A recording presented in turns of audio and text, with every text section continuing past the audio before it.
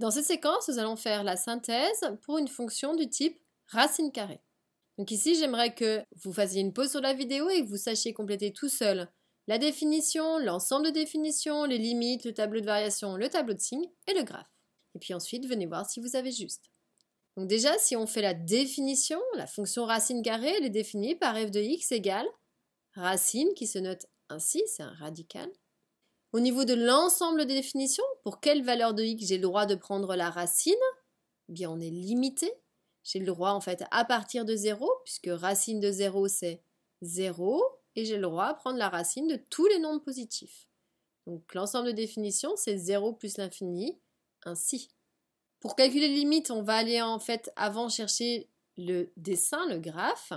Donc on a dit que image de 0, donc racine de 0 c'est 0, donc je suis sur un premier point ici.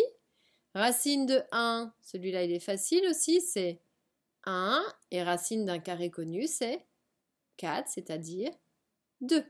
Donc je vais pouvoir placer les 3 points, 0, 1, image de 4, c'est 2. En fait, racine, elle commence comme ça, etc., etc. Plus de points fait une courbe de plus en plus jolie.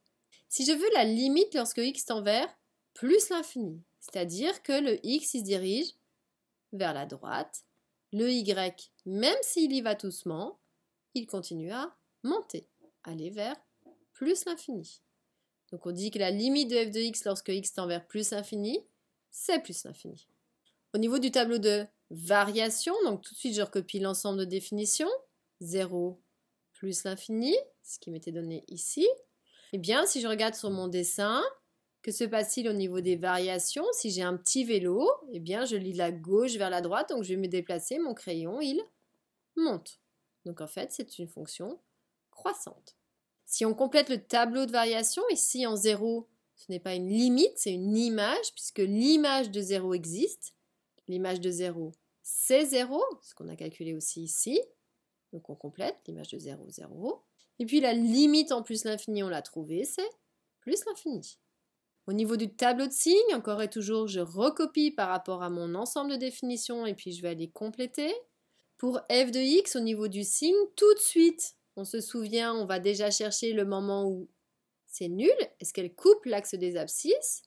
Eh bien, si j'ai racine de x qui vaut 0, alors ça veut dire que le seul moment, c'est lorsque x vaut 0.